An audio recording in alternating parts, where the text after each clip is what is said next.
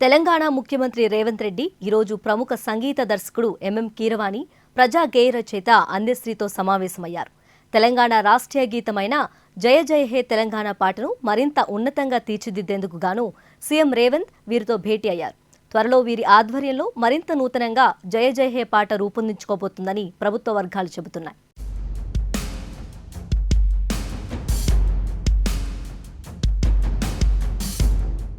తెలంగాణ రాష్ట్ర గీతంపై ప్రభుత్వం కసరత్తు పూర్తయింది.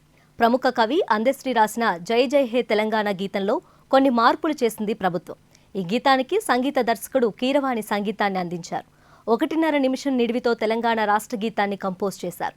ఈ గీతాన్ని జూన్ 2న కాంగ్రెస్ అధినేత్రి సోనియా గాంధీ చేతుల మీదుగా ఆవిష్కరించనున్నట్లు తెలుస్తోంది.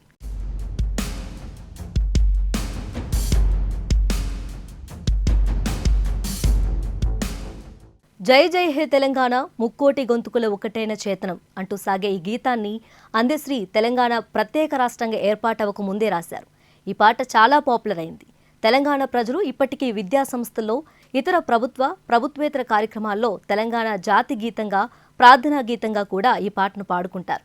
తెలంగాణలో రేవంత్ రెడ్డి ప్రభుత్వం కొలువుదీరాక ఈ పాటను తెలంగాణ రాష్ట్ర గీతంగా ప్రకటించారు.